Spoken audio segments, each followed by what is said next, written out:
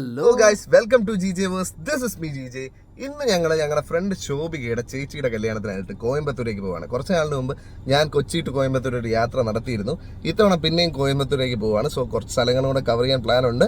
എന്തായാലും നമുക്ക് ബാക്കി വീഡിയോ വിശേഷങ്ങളായിട്ട് കാണാം. So let's go. ഇത്തവണ നമ്മുടെ ഒപ്പം അർഷയും നിഷയാണ് വരുന്നത്. ഞങ്ങളപ്പോൾ രണ്ടുപേരെയും പിക്ക് ചെയ്തിട്ടുണ്ട്. നികേഷയും അർഷയും പിക്ക് ചെയ്തിട്ടുണ്ട്. ഇനി ഞങ്ങൾ നേരെ കോയമ്പത്തൂർക്കാണ്. ഒന്ന് ഫുഡ് കഴിക്കണം, നല്ല വിശപ്പുണ്ട്. രാവിലെ ഏകദേശം ഒരു 8 മണിക്കൊക്കെയാണ് ഞങ്ങൾ പുറപ്പെട്ടത്. നമുക്കൊരു 1 മണിക്കൊക്കെ അവിടെ എത്തണം. അങ്ങനെ അങ്കമാലിയൊക്കെ കഴിഞ്ഞ് ഏതോ ഒരു സ്പോട്ടാണ്, കറക്റ്റ് സ്ഥലം എന്ന് അറിയില്ല. കൊരട്ടിയാണ്. കൊരട്ടി എത്തി. അവിടെ ഞങ്ങൾ ശരവണ ഭവൻ എന്ന് പറഞ്ഞൊരു ഹോട്ടലിൽ ഫുഡ് കഴിക്കാനായിട്ട് കയറുകയാണ്. അവരൊക്കെ അകത്തോട്ട് പോയി. ഞാനിപ്പോൾ വണ്ടി പാർക്ക് ചെയ്തിട്ട് അങ്ങോട്ടേക്ക് പോവാം. ശരവണ ഭവൻ എന്ന് പറഞ്ഞ പേര് കണ്ടപ്പോൾ തന്നെ നമുക്ക് നല്ല നെയ്റോസ്റ്റും പൂരി മസാലയൊക്കെ ഓർമ്മ വന്നു. സോ അവിടെ കയറിയിട്ടും അത്തരം ഐറ്റംസ് തന്നെയാണ് ഓർഡർ ചെയ്ത് കഴിച്ചത്. പിന്നെ അവിടെ എനിക്ക് കണ്ടപ്പോഴത്തേക്ക് ഒരു ലഡു കണ്ടപ്പോൾ ഒരു കൊതി തോന്നി. സോ അതുകൂടെ ഞാൻ വാങ്ങിച്ച് കഴിച്ചു. അവിടെ നിന്ന് ഇറങ്ങിയപ്പോൾ തന്നെ വെയിൽ വന്ന് തുടങ്ങിയിരുന്നു. പാലക്കാടേക്ക് അപ്രോച്ച് ചെയ്യുന്നതിൻ്റെ ഒരു സൂചനയാണെന്ന് തോന്നുന്നു. നല്ല ചൂട് വന്ന് തുടങ്ങിയിരുന്നു. കുതിരാൻ തുരങ്കത്തിനകത്തൂടെ കയറി നല്ല രസമുള്ള കാഴ്ചയാണ് കുതിരാൻ തുരങ്കം. രാജാവിൻ്റെ കുതിരയ്ക്ക് പോലും കയറാൻ പറ്റാത്ത അത്രയും കയറ്റമാണെന്നും പിന്നെ പരശുരാമൻ അവിടെ സ്ഥാപിച്ച ഒരു ക്ഷേത്രത്തിലെ പ്രതിഷ്ഠ കുതിരപ്പുറത്തിരിക്കുന്നതുകൊണ്ടാണ് ആ പേര് വന്നതെന്നൊക്കെ പല കഥകളുണ്ട്. ഇനിയേസ് ഞങ്ങൾ പതുക്കെ പാലക്കാട് അപ്രോച്ച് ചെയ്തു. ശ്രുതിയെ പിക്ക് ചെയ്ത് പാലക്കാട് കൂടെ കടന്നു പോയപ്പോഴത്തേക്കും നല്ല ദാഹം തോന്നി. സോ ഒരു കടയിൽ നിർത്തി കുറച്ച് കരിക്കൊക്കെ വാങ്ങിച്ച് കുടിച്ചു. അപ്പോൾ ഒരാശ്വാസമായി. അവിടെ കുറച്ച് നേരം റിലാക്സ് ചെയ്ത് പിക്കൊക്കെ ക്ലിക്ക് ചെയ്തിട്ട് നേരെ കോയമ്പത്തൂർക്ക് വിട്ടു. ഇനി കുറേ ദൂരം പോകാനുണ്ട്. ഉച്ച അടുപ്പിച്ച് നമുക്ക് കോയമ്പത്തൂർ എത്തണം. പാട്ടുകളും കളികളും ഒക്കെ ആയിട്ട് പോയതുകൊണ്ട് സമയം പോയത് അറിഞ്ഞില്ല. പെട്ടെന്ന് കോയമ്പത്തൂരേക്ക് ഞങ്ങൾ എത്തി. ശോഭികയുടെ ചേച്ചിയുടെ കല്യാണമാണ്. ഞങ്ങൾ എത്തിയപ്പോഴത്തേക്കും ശോഭിക ഞങ്ങളെ സ്വീകരിക്കാൻ മുന്നിൽ തന്നെ ഉണ്ട്. ഇതാണ് ചേച്ചി. ഈ ബ്ലൂ സാരിയാണ് ചേച്ചി. ചേച്ചിയുടെ പേര് ഐശ്വര്യ എന്നാണ്.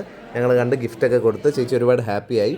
ദെൻ മണ്ഡപത്തിൽ കയറി ഞങ്ങൾ കുറച്ച് നേരം അവിടെ സ്പെൻഡ് ചെയ്തു. യാത്ര ചെയ്ത് തളർന്നെത്തിയോണ്ട് തന്നെ അവിടെ കഴിക്കാനായിട്ട് പാക്കും അതും ഇതും എല്ലാം ഉണ്ടായിരുന്നു. ഐസ്ക്രീമൊക്കെ ഉണ്ടായിരുന്നു. സോ ഞങ്ങൾ കുറച്ച് ഐസ്ക്രീമൊക്കെ എടുത്ത് കഴിച്ച് ആ ഒരു ക്ഷീണമൊക്കെ മാറ്റി ഞാൻ അവർ സ്റ്റേജിൽ കയറി അവർ ഫോട്ടോ ഒക്കെ എടുക്കുന്നതൊക്കെ കണ്ട് അങ്ങനെ റിലാക്സ് ചെയ്തിരുന്നു. അവിടെ ഒരുപാട് ആൾക്കാരൊന്നും വന്നിട്ടില്ലായിരുന്നു. വൈകുന്നേരം ആകുമ്പോഴത്തേക്ക് ആ ഒരു പരിപാടി ഫുള്ളൊരു കൊടുമ്പിരി കൊണ്ടുവന്ന് എത്തത്തുള്ളൂ. സോ ഞങ്ങൾ അവിടെ ഇരുന്ന് ഉള്ള സമയത്ത് കണ്ട് ആസ്വദിച്ചു. ശോഭിയും ഫാമിലിയും എല്ലാവരും ഭയങ്കര ഹാപ്പിയായി. കാരണം ഞങ്ങൾ അവിടെ കേരളത്തിൽ നിന്ന് വന്നു എന്ന് പറഞ്ഞപ്പോൾ അവർ വളരെയധികം ഹാപ്പിയായി. കുറച്ച് നേരം ഞങ്ങൾ അവിടെ നിന്നിട്ട് നേരെ കഴിക്കാനായിട്ട് പോയി. തമിഴ്നാട്ടിലെ സദ്യ കഴിച്ചിട്ട് കുറച്ച് നാളായിരുന്നു. സോ എന്തായാലും നമുക്കൊന്ന് നോക്കാം. വെറൈറ്റി ഓഫ് ഫുഡ് ഐറ്റംസ് ഉണ്ടായിരുന്നു. നമ്മൾ സാധാരണയായിട്ട് കണ്ടുവരാത്ത പുളിയോദരയും പരിപ്പ് വെച്ചിട്ടുള്ളൊരു സാധനം പോലത്തൊരു സാധനവും പിന്നെ പേടയും അങ്ങനെ ഒരുപാട് വെറൈറ്റി ഐറ്റംസ് ഉണ്ടായിരുന്നു. ഒപ്പം നമ്മുടെ സാധാരണ ചോറും കറികളും എല്ലാം ഉണ്ട്. കഴിച്ചു കഴിഞ്ഞ് ശോഭിയായിട്ട് കുറച്ച് നേരം സ്പെൻഡ് ചെയ്ത് ഞങ്ങൾ മെല്ലെ ഇറങ്ങി. ഇങ്ങനെ ശോഭിയുടെ ചേച്ചിയുടെ കല്യാണമൊക്കെ കൂടി ഫുഡൊക്കെ കഴിച്ചു. ഇനി മെല്ലെ ഒന്ന് നമ്മുടെ ഡ്രസ്സൊക്കെ ഒന്ന് ചേഞ്ച് ചെയ്യണം. അവരൊക്കെ ഒന്ന് ഡ്രസ്സൊക്കെ ചേഞ്ച് ചെയ്തിട്ട് ഞങ്ങൾ നേരെ കോവൈ കുട്ടനാടൻ പിടിക്കുകയാണ്. അവിടെ ഇല്ലെങ്കിൽ സിരുവാണി വാട്ടർഫോൾ. ഇത് രണ്ടും ഒന്നാണോ അതോ രണ്ടാണോ എന്നൊക്കെയുള്ള കൺഫ്യൂഷൻ ഉണ്ട്. ഇനി ഒരു വാട്ടർഫോൾസ് പിടിക്കാനാണ് പ്ലാൻ. അവിടെയൊക്കെ ഭയങ്കരമായിട്ടുള്ള ചൂടാണ് കേട്ടോ. സോ എത്രയും പെട്ടെന്ന് കുറച്ച് വെള്ളം ഉണ്ടെങ്കിൽ അവിടെ ഒന്ന് ചാടി കുളിക്കാന്നുള്ള മനസ്സായി. ഇവിടെ കോവൈ കുട്ടനാട് എത്തിയപ്പോഴത്തേക്ക് അത് ക്ലോസ് ചെയ്ത് പോയി. സോ അടുത്ത് ഇനി എന്തെങ്കിലും ഒരു സ്പോട്ട് കണ്ടുപിടിക്കണം. ഇല്ലെങ്കിൽ നേരെ ഈശായൊക്കെ പോകും. എല്ലാവരും നിരാശപ്പെട്ടവരെ തമാശയൊക്കെ പറഞ്ഞ് ചിരിപ്പിച്ചൊരു ഫോട്ടോ ഒക്കെ എടുത്തിട്ട് ഓൺ ദ വേ കുറച്ച് കാഴ്ചകളും കണ്ട് ഞങ്ങൾ നേരെ ഇഷായൊക്കെ വിട്ടു. നമ്മുടെ കോവൈ കുട്ടനാടൻ പോയി, പക്ഷേ പാളിപ്പോയി. അവിടെ അടച്ചുപോയി. അവിടെ 2 മണി വരെ ഉള്ളൂ. ഞങ്ങൾ എത്തിയപ്പോഴത്തേക്ക് ഒരു 3:45. സോ നമ്മളിനി നേരെ ഇഷായോഗയാണ്. നിരാശയൊക്കെ മാറ്റി വെച്ച് ഇനി നേരെ ഇഷായോഗയിൽ. കഴിഞ്ഞ പ്രാവശ്യം വിക്കിയും വിശാഖനുമായിട്ട് പോയപ്പോൾ ഞങ്ങൾ മോർണിംഗ് ടൈമിലാണ് ഇഷായോഗ പോയത്. സോ നമ്മൾ ലൈറ്റ് ഷോ അങ്ങനെയൊന്നും ഫോക്കസ് ചെയ്തിരുന്നില്ല. ഇത്തവണ നമ്മുടെ ലക്ഷ്യം എന്തായാലും ലൈറ്റ് ഷോ കാണണം. പിന്നെ എനിക്ക് ആ പഴയ ആ ഒരു സൂര്യകുണ്ടിലൊന്ന് കുളിക്കണം. ഇത് രണ്ടുമാണ് മോഹം. കാരണം അത്ര ചൂടായി കഴിഞ്ഞു. എത്രയും പെട്ടെന്ന് ഒന്ന് കുളിക്കുക, കുറച്ച് വെള്ളം കുടിക്കുക, ഒന്ന് ഫ്രഷ് ആവുക, ഇതൊക്കെയാണ് മൈൻഡിലുണ്ടായിരുന്നത്. ഇഷായോഗ എത്തി. ഇനി ഞങ്ങൾ മെല്ലെ അകത്തേക്ക് കയറി ഒരു സംഭവങ്ങളൊക്കെ കണ്ടിട്ട് അന്ന് ഞാൻ ഇവിടെ വന്നപ്പോൾ ഞാൻ പറഞ്ഞില്ലേ, അതായത് ആ മെയിൻ സ്ഥലത്തോട്ട് ഫോൺ അലൗഡ് അല്ല.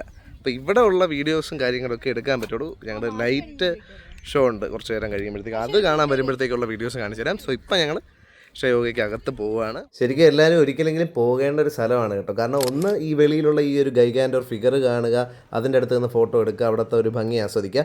മാത്രമല്ല ഇതിനകത്ത് വളരെ ബ്യൂട്ടിഫുൾ ആയുള്ള ഒരുപാട് കാഴ്ചകളുണ്ട്.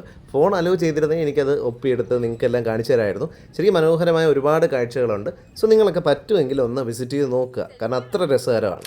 ഇഷായോഗ നമ്മൾ എത്തുമ്പോൾ തന്നെ നമ്മൾ കാണുന്നത് ആദിയോഗിയുടെ മനോഹരമായ സ്റ്റാച്യു ആണ്. ഈ ആദിയോഗി എന്ന് പറയുന്നത് 15,000 വർഷങ്ങൾക്ക് മുമ്പ് ശിവൻ ആ ഒരു ഫോം അച്ചീവ് ചെയ്തിട്ട് ആ ഒരു രൂപം എടുത്തിട്ട് ആ ഒരു ധ്യാനവും മറ്റും ചെയ്തിട്ടാണ് ഭയങ്കരമായിട്ടൊരു എൻലൈറ്റ്മെൻറ്റ് അച്ചീവ് ചെയ്തതെന്നാണ് പറയപ്പെടുന്നത്. ഓരോ മനുഷ്യനും തൻ്റെ ലിമിറ്റ് കടന്ന് ആ ഒരു എൻലൈറ്റ്മെൻറ്റിലേക്ക് എത്താനുള്ള 112ഓളം വിദ്യകൾ ആദിയോഗി കണ്ടുപിടിച്ചിട്ടുണ്ടെന്നാണ് പറയുന്നത്. അദ്ദേഹത്തിൻ്റെ 7 ശിഷ്യന്മാരിലേക്ക് ഈ ഒരു ആ യോഗയുടെ അറിവും എല്ലാ കഥകളും എല്ലാം അദ്ദേഹം ആ ഒരു പഠിപ്പിച്ച് കൊടുത്തു. ഞങ്ങൾ അതിനകത്തേക്ക് കയറാൻ പോവുകയാണ്. അതിനു മുമ്പ് ഫോണും കാര്യങ്ങളും എല്ലാം വെളിയിൽ വെക്കണം. സോ അതെല്ലാം വെച്ചിട്ട് ഈ ഒരു പാമ്പിൻ്റെ ഒരു സ്റ്റാച്ചു ഉണ്ടല്ലോ ഇതിനകത്തേക്കാണ് കയറുന്നത്. ഞങ്ങളങ്ങനെ തൊഴുതിറങ്ങിയിരിക്കുകയാണ്. ധ്യാനലിംഗത്തിന് മുന്നിലിരുന്ന് ധ്യാനിച്ചു, സൂര്യകുണ്ടിൽ കുളിച്ചു. അവരൊക്കെ ചന്ദ്രകുണ്ട്, സ്ത്രീകൾക്കായിട്ട് സെപ്പറേറ്റ് ആയിട്ട് ചന്ദ്രകുണ്ടുണ്ട്. സോ അവിടെ കുളിച്ചു. ഇനി നമ്മൾ ലൈറ്റ് ഷോ കാണാനായിട്ട് കത്തിച്ച് വിടുകയാണ്. ശരിക്കും കുറച്ചും കൂടെയൊക്കെ നേരെ ആ ഒരു ധ്യാനലിംഗത്തിൻ്റെ ഫ്രണ്ടിൽ ആ ഒരു ധ്യാനിച്ചിരിക്കാമെന്നൊക്കെ ആഗ്രഹിച്ചിരുന്നു. പക്ഷേ നമുക്ക് ഈ ലൈറ്റ് ഷോ നമുക്ക് പ്രധാനമാണ്, അവിടുത്തെ ഒരു മെയിൻ സംഭവമാണ്. 7:20 നമ്മുടെ ടൈം. സോ അങ്ങോട്ടേക്ക് വെച്ച് പിടിക്കുകയാണ്. ആ ഒരു സമയത്ത് സ്റ്റാർട്ട് ചെയ്യും. അതുകൊണ്ടില്ലേ മൊത്തമൊക്കെ ഓട്ടി പോവുകയാണ്. നമ്മൾ എത്രയും പെട്ടെന്ന് അവിടെ എത്തുക, സീറ്റ് പിടിക്കുക, ലൈറ്റ് ഷോ കാണുക. ഇതാണ് നമ്മുടെ ലക്ഷ്യം. സോ എന്തായാലും നമുക്ക് നോക്കാം എന്താവും എന്നുള്ളത്. ലൈറ്റ് ഷോ തുടങ്ങാൻ സമയമായി. സോ ഞങ്ങളെല്ലാം ഇങ്ങനെ ഹറി ചെയ്ത് പൊയ്ക്കൊണ്ടിരിക്കുകയാണ്. ഇവിടെ നിന്ന് നോക്കുമ്പോഴത്തേക്ക് ലൈറ്റ് ഒന്നും കാണുന്നില്ല. ഫ്രണ്ടിൽ നിന്നാണോ പരിപാടി എന്നറിയില്ല, നോക്കട്ടെ. പലരും പറഞ്ഞ് കേട്ടിട്ടുണ്ട് ഈ ലൈറ്റ് ഷോ ഭയങ്കര സംഭവമാണെന്നൊക്കെ, പക്ഷേ ഇതേവരെ കാണാനായിട്ട് സാധിച്ചിട്ടില്ല. എന്തായാലും ഒരുപാട് ആളുകൾ വെയിറ്റ് ചെയ്ത് ഇങ്ങനെ ഇരിപ്പുണ്ട്. ലൈറ്റ് ഷോ എന്ന് പറയുമ്പോൾ ഇതൊരു നിസ്സാര പരിപാടിയാണെന്ന് ആരും വിചാരിക്കേണ്ട. ഇത് വമ്പൻ പരിപാടിയാണ്. വെറുതെ ആ സ്റ്റാച്യൂയിലോട്ട് 5-6 ലൈറ്റ് അടിച്ച് കാണിക്കുന്ന പരിപാടിയല്ല എന്നുള്ളത് അവിടെ നേരിട്ട് കണ്ടപ്പോൾ എനിക്ക് മനസ്സിലായി. ഈ ഒരു സംഭവം ഞാൻ ശരിക്കും ലൈവായിട്ട് കണ്ട് ആസ്വദിച്ചൊരു സംഭവമാണ്. സോ അതിൻ്റെ ഒറിജിനൽ സൗണ്ട് എന്താണോ, അതിൽ ഒറിജിനലി കാണിക്കുന്ന എന്താണോ അതങ്ങനെ തന്നെ നിങ്ങൾ കണ്ട് ആസ്വദിക്കുക. ഇതിൽ കൂടുതൽ എനിക്ക് ബാക്ക്ഗ്രൗണ്ടിൽ പറയാനായിട്ടൊന്നുമില്ല. ആ ഒരു ബ്യൂട്ടി, ആ ഒരു കാഴ്ച നിങ്ങൾ തന്നെ കണ്ട് ആസ്വദിച്ചോളുക. കുറച്ച് നേരത്തേക്ക് വീഡിയോയിൽ ഇനി ഇതിൻ്റെ ലൈവ് സൗണ്ട്സ് മാത്രമേ ഉണ്ടാവുള്ളൂ.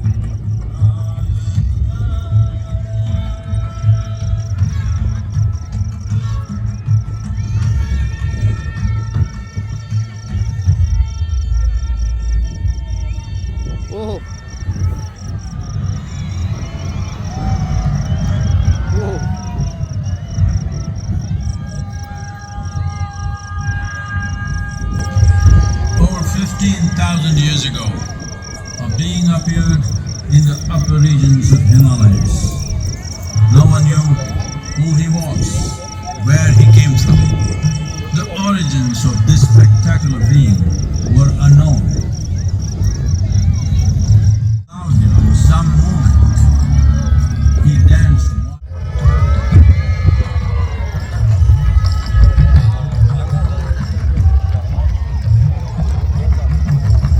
Intensity peaked, he became utterly still. People saw that he was experiencing dimensions that no one had ever known or able to fathom. His ecstasy and intensity allowed him to transcend his physical form. Witnessing an individual human in union with the cosmos, they called him a yogi, as he was the first one, the Adiyogi. ഞാൻ നേരത്തെ പറഞ്ഞ ആദിയോഗിയുടെ ആ ഒരു കഥയും കാര്യങ്ങളൊക്കെയാണ് ഇതിൽ ആ ഒരു വീഡിയോയിലൂടെ അല്ലെങ്കിൽ ആ ഒരു ലൈറ്റ് ഷോയിലൂടെ അവർ കാണിച്ചു തരുന്നത്. ആ ഒരു 7 ശിഷ്യന്മാരിലേക്ക് ആദിയോഗി എങ്ങനെയാണ് തൻ്റെ അറിവുകൾ പകർന്നതെന്നും പിന്നീട് അതിൻ്റെ ഫർദർ എക്സ്പ്ലനേഷൻസൊക്കെയാണ് കാണിക്കുന്നത്. സോ നിങ്ങൾ എന്തായാലും കണ്ടു നോക്കുക. പറ്റുമെങ്കിൽ എല്ലാവരും നേരിട്ട് തന്നെ പോയി ഇതിൻ്റെ ആ ഒരു ബ്യൂട്ടി കണ്ട് ആസ്വദിക്കുക. ഓരോ ദിവസം ഓരോ കാഴ്ചകളാണോ എന്ന് എനിക്കറിയില്ല. എന്തായാലും മനോഹരമായ കാഴ്ചകളാണ്.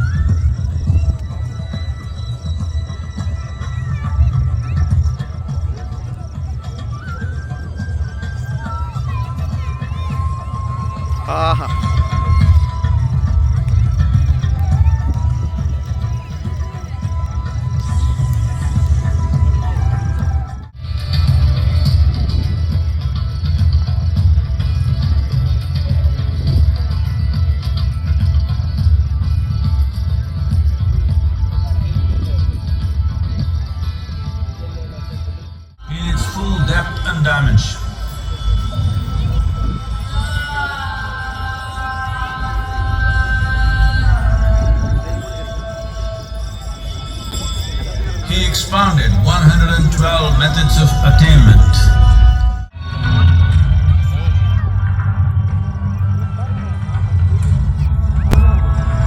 In this magnificent state of yoga, many mysteries of the created and the uncreated cascaded upon his unbridled wild hair.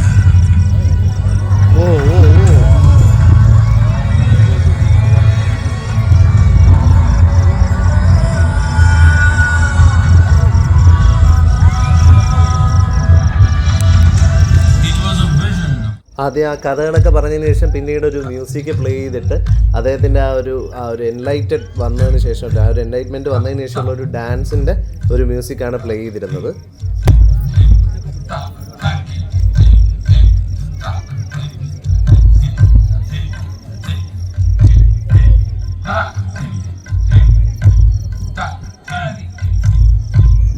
Devi Parvati seeing Adiyogi reveling in ecstatic states.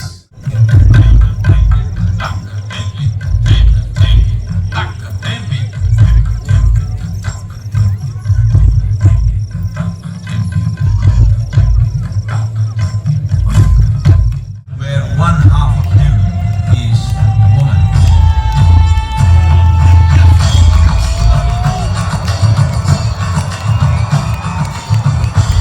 ആ ഒരു അർദ്ധനാരീശ്വര കോൺസെപ്റ്റ് കാണിച്ചിട്ടുള്ള ആ ഒരു വിഷ്വൽ വന്നപ്പോഴത്തേക്കും ക്രൗഡ് മുഴുവൻ ഭയങ്കരമായിട്ട് കൈയടിച്ച് ഭയങ്കര സപ്പോർട്ടായിരുന്നു എല്ലാ സൈഡിൽ നിന്നും.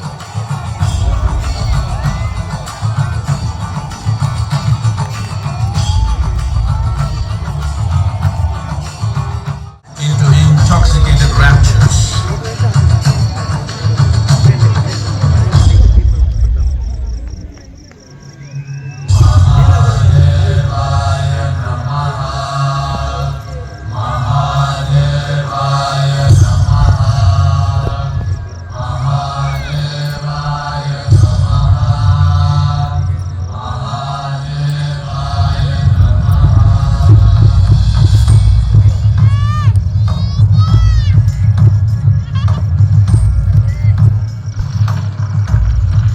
Seven sages, the Saptarishis, took the sacred science of yoga.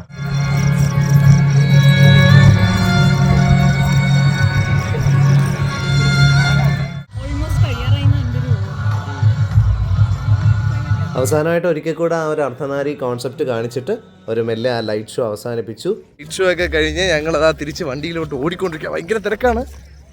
ഞങ്ങൾ റൈറ്റിൽ വേറൊരു വഴി കണ്ടുപിടിച്ച് അതിലേക്ക് കൂടെ ഓടുക. ശ്രുതി മുന്നിലൂടെ പോയിട്ട് ആ ഒരു വഴി കണ്ടുപിടിച്ചുകൊണ്ട് ഞങ്ങൾക്ക് ആ തിരക്കിനിടയിൽ നിന്ന് രക്ഷപ്പെട്ട് ഓടാൻ പറ്റി.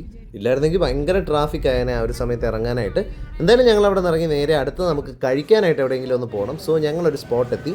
അവിടുത്തെ ഞങ്ങൾക്ക് സ്പെഷ്യലായിട്ട് പാനിപൂരിയും ദഹിപൂരിയും ഒക്കെ ഞങ്ങൾ വാങ്ങിച്ച് കഴിച്ചു. വിശപ്പൊക്കെ തൽക്കാലമായിട്ട് അടങ്ങി. അങ്ങനെ നോക്കിയപ്പോഴാണ് അപ്പുറത്തെ ടേബിളിൽ ഒരാളൊരു സ്പെഷ്യൽ ഐറ്റം ഓർഡർ ചെയ്യുന്നത്. പലപ്പോഴായിട്ട് പലരിൽ നിന്നും നമ്മൾ കേട്ടിട്ടുണ്ടെങ്കിലും ഞാൻ സ്വന്തമായിട്ട് ഉണ്ടാക്കാൻ ശ്രമിച്ചിട്ടുണ്ടെങ്കിലും ഇതൊന്നും യഥാർത്ഥ ടേസ്റ്റ് അല്ല. സോ ആ ഒരു യഥാർത്ഥ ടേസ്റ്റിൽ കോയമ്പത്തൂർ സ്പെഷ്യൽ കാളൻ കഴിക്കാൻ പറ്റി. കിട്ടിലൻ സാധനമാണ്, കിട്ടിലൻ ടേസ്റ്റാണ്. നിങ്ങൾ അതിലേ പോകുന്നുണ്ടെങ്കിൽ മസ്റ്റായിട്ടും ട്രൈ ചെയ്യേണ്ട ഒരു സാധനമാണ് ഈ കോയമ്പത്തൂർ കാളൻ. പിന്നെ ഒരിക്കലും ഈ നീല ജ്യൂസ് ഒന്നും വാങ്ങിച്ച് കുടിക്കരുത്. എനിക്ക് പറ്റിയ പോലുള്ള അബദ്ധം നിങ്ങൾക്ക് പറ്റാതിരിക്കാൻ പറഞ്ഞു തരുന്നതാണ്. പിന്നെ ഫിൽറ്റർ കോഫി അങ്ങനത്തെ ഒരുപാട് ഐറ്റംസ് അവിടെ നിന്ന് ട്രൈ ചെയ്തു.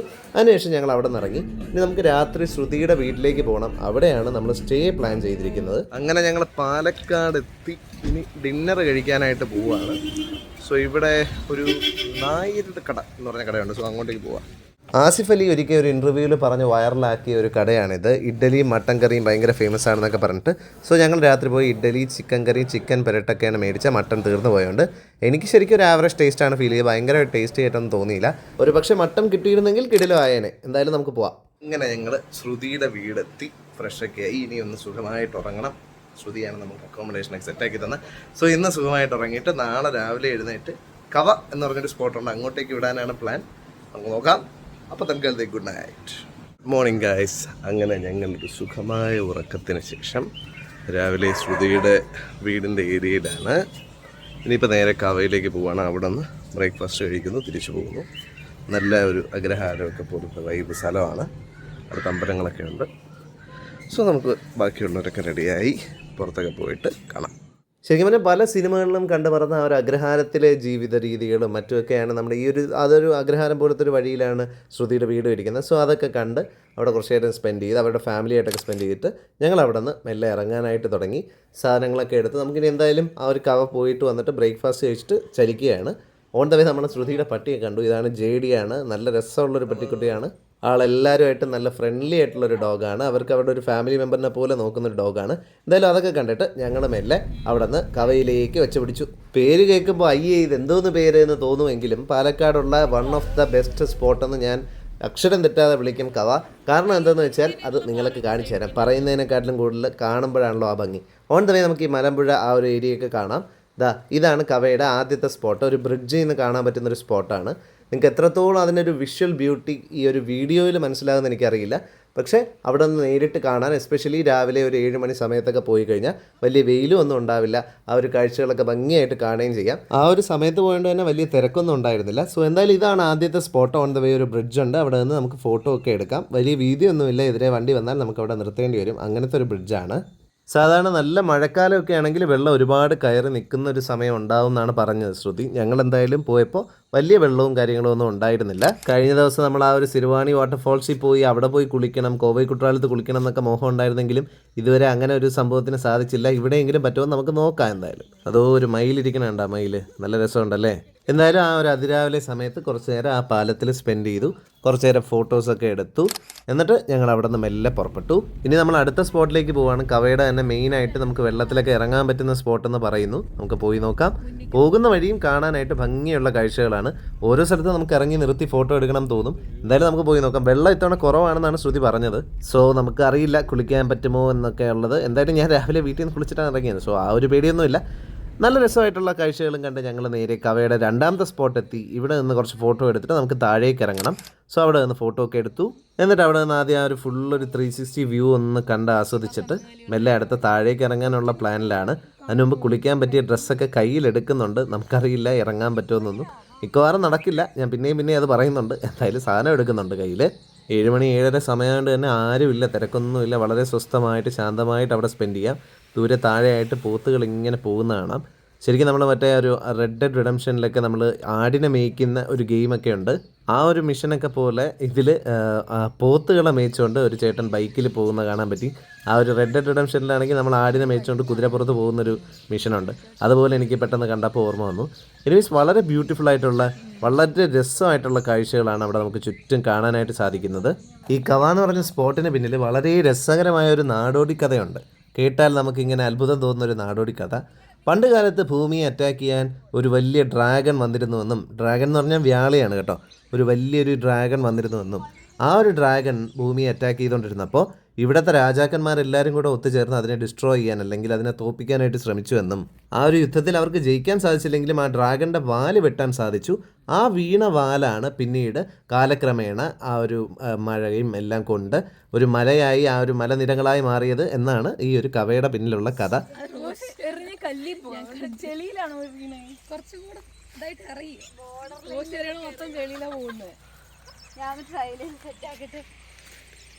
അവിടെ നിന്ന് കല്ലെറിഞ്ഞ് കളിയും പരിപാടികളും ഒക്കെ ആയിരുന്നു. നമ്മൾ വല്ലതും അറിയുന്നുണ്ടോ ഈ ഡ്രാഗണിൻ്റെ വാലിലോട്ടാണ് കല്ലെറിയുന്നതെന്ന്? കഥ എന്തോ ആവട്ടെ, എന്തായാലും മനോഹരമായ കാഴ്ചയാണ്. എസ്പെഷ്യലി ഈ ഒരു സമയത്ത് പോകുമ്പോഴത്തേക്കും തിരക്കുമില്ല. അപ്പോൾ ആ ഒരു കാഴ്ച കാണാനായിട്ട് നമ്മൾ മാത്രമേ ഉള്ളൂ. അതുകൊണ്ട് തന്നെ ആ ഒരു പ്രൈവസി ഫീൽ നമുക്ക് കിട്ടും. നല്ല മഴക്കാലത്ത് നമ്മൾ ഈ നിൽക്കുന്ന സ്ഥലം ഫുള്ള് വെള്ളം കയറുമെന്നും, സോ നമുക്ക് ആ മേളിൽ നിന്ന് മാത്രമേ കാണാൻ പറ്റൂ. അപ്പോൾ അങ്ങനെ വെള്ളത്തിൽ കുളിക്കാൻ പറ്റും എന്നൊക്കെയാണ് പറഞ്ഞിരുന്നത്. ഇനി കുളി എന്നുള്ള മോഹം മാറ്റി വെച്ചു. തൽക്കാലം ബാത്റൂമിലെ കുളി കൊണ്ട് ആശ്വസിക്കാം. സൂര്യൻ അസ്തമിക്കുന്ന സമയമാകുമ്പോഴത്തേക്ക് ഇവിടുത്തെ കാഴ്ച കുറച്ചുകൂടെ മനോഹരമാവുന്നതാണ് ശ്രുതി പറഞ്ഞത്. നമ്മളെന്തായാലും ആ ഒരു സമയം വരെ സ്പെൻഡ് ചെയ്യാനായിട്ട് നമുക്ക് കഴിയില്ല. സോ നമ്മൾ ഈ ഒരു സമയത്ത് സന്തോഷമായിട്ട് സ്പെൻഡ് ചെയ്തു. മഴക്കാലം ആകുമ്പോഴത്തേക്കും മഴമേഘം ഉരുണ്ടുകൂടി ഫോം ചെയ്യുന്ന ആദ്യത്തെ സ്ഥലം ഇതാണെന്നാണ് പറയപ്പെടുന്നത്. അതുകൊണ്ട് തന്നെ ഇത് മഴമേഘത്തിൻ്റെ ഗർഭപാത്രം എന്നും അറിയപ്പെടുന്നുണ്ട് ഈ ഒരു സ്ഥലം. കാരണം ആ ഒരു മഴമേഘം ഉണ്ടായി വരുന്ന സ്ഥലമായതുകൊണ്ട് ഈ ഒരു പുല്ല് കാണുന്നില്ലേ, ഇവിടെ ഫുള്ള് വെള്ളമായിരുന്നു കേട്ടോ. അവിടെ കണ്ട കുറേ കല്ലൊക്കെ എടുത്ത് പറക്കി ശ്രുതി ഒരു സംഭവം ഉണ്ടാക്കി വെച്ചിട്ടുണ്ട്. എന്തായാലും കാണാൻ നല്ല രസമുണ്ട്. സോ എന്തായാലും ഞങ്ങൾ അവിടെ നിന്ന് കുറച്ച് നേരം കൂടെ ആ ഒരു ഏരിയയിൽ സ്പെൻഡ് ചെയ്തു. ദെൻ നമ്മൾ അവിടെ കുറച്ച് ഗെയിംസൊക്കെ കളിക്കാനായിട്ട് തുടങ്ങി, കുറച്ച് ഫോട്ടോസൊക്കെ എടുക്കാനായിട്ട് തുടങ്ങി. ഇത് ശരിക്കും പറഞ്ഞാൽ സിനിമ ഷൂട്ടിങ്ങിന് പറ്റിയൊരു സ്ഥലമാണ്. Save the date, pre wedding, post wedding എല്ലാം ഷൂട്ട് ചെയ്യാൻ പറ്റിയ സ്ഥലമാണ്. പിന്നെ ഫാമിലിയായിട്ട് വന്ന് കുറച്ച് നേരം സ്പെൻഡ് ചെയ്തിരിക്കാൻ പറ്റിയ സ്ഥലമാണ്. ഒരേ ഒരു കാര്യം നിങ്ങൾ നോട്ടീസ് ചെയ്യുക, ഈ ഒരു സ്ഥലം എന്ന് പറയുന്നത് മഴക്കാലത്ത് കുറച്ച് സേഫ് അല്ലാത്ത സ്ഥലമായി മാറും. സോ നിങ്ങൾ വേനൽ അടുപ്പിച്ച് പോവുകയാണെങ്കിൽ ഇതേപോലെ കുറച്ച് വെള്ളത്തിൽ ഷാലോ ആയിട്ടുള്ള വാട്ടറിൽ അതിനിടയ്ക്ക് ഇതാകണ്ടേ ആ ഒരു ബബിൾസ് വരുന്നുണ്ടോ, രസമുള്ളൊരു കാഴ്ച അല്ലേ? എന്താണത് നമുക്കറിയില്ല. എന്താണെങ്കിലും അറിയാവുന്നൊരു കമൻറ്റ് ചെയ്യുക. സോ എന്തായാലും അങ്ങനെ ആ ഒരു സമയത്ത് വരിക, നല്ല രീതിയിൽ എൻജോയ് ചെയ്യുക. അതിനൊക്കെ പറ്റിയൊരു സ്പോട്ടാണ് നമ്മുടെ പാലക്കാടുള്ള ഈ ഒരു കവ. മലമ്പുഴ അണക്കെട്ടിന് തൊട്ടടുത്താണ്. സോ ഒരുപാട് ദൂരം ഉണ്ടെന്നൊന്നും വിചാരിക്കേണ്ട. ഞങ്ങളവിടെ നിന്ന് കുറച്ച് നേരം ഗെയിംസൊക്കെ കളിച്ചുകൊണ്ട് വന്നപ്പോഴത്തേക്കും മെല്ലെ നമുക്ക് ആ ഒരു മഴമേഘം ഉരുണ്ട് കൂടുന്ന കാഴ്ച നേരിട്ട് തന്നെ കാണാൻ പറ്റി. അത് നിങ്ങൾക്കും കാണാമെന്ന് ഞാൻ വിശ്വസിക്കുന്നു. ആകാശത്ത് മഴമേഘം ഉരുണ്ട് കൂടുന്നുണ്ട്. സോ ഞങ്ങൾ മെല്ലെ തിരിച്ച് പോവുകയാണ്. ഞങ്ങൾ കവയിൽ ഒരുപാട് ടൈം സ്പെൻഡൊക്കെ ചെയ്തു. കുറേ നേരം ഗെയിംസൊക്കെ ആയിട്ട് പിന്നെ കുറച്ച് നേരം കാലൊക്കെ ഒന്ന് വെള്ളത്തിലൊക്കെ ഇട്ടിരുന്നു.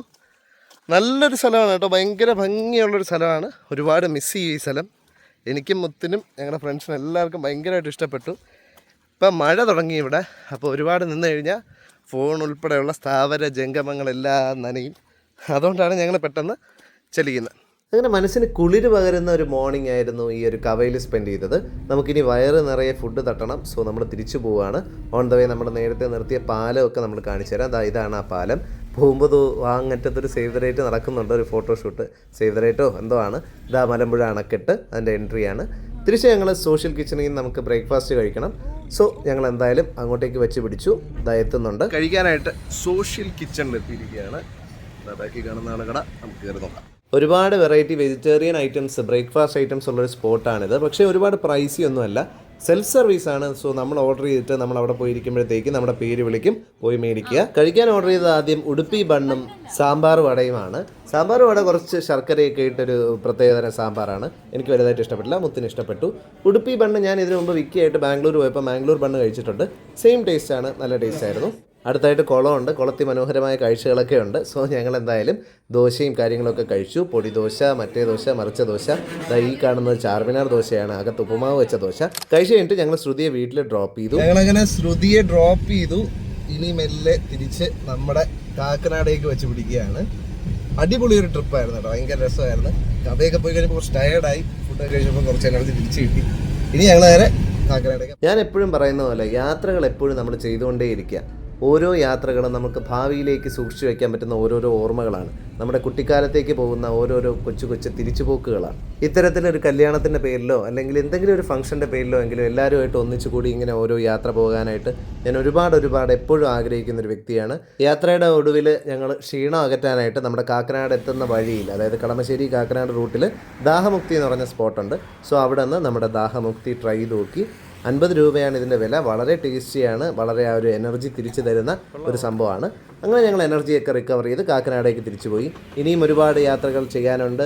ഒരുപാട് യാത്രകളുമായി ഇനിയും ഞാൻ തിരിച്ചു വരും. വീഡിയോ ഇഷ്ടപ്പെട്ടെങ്കിൽ ലൈക്ക് ചെയ്യുക, ഫ്രണ്ട്സിനും ഫാമിലിക്കും എല്ലാവർക്കും ഷെയർ ചെയ്യുക. GJVS എന്ന് പറഞ്ഞ എൻ്റെ ഈ ചാനൽ ഒന്ന് സബ്സ്ക്രൈബ് ചെയ്യുക. ശോഭയുടെ ചേച്ചിക്കും ഹസ്ബൻഡിനും ഒരു ഹാപ്പി മാരീഡ് ലൈഫ് വിഷ് ചെയ്തുകൊണ്ട് it's me Giji signing off. By.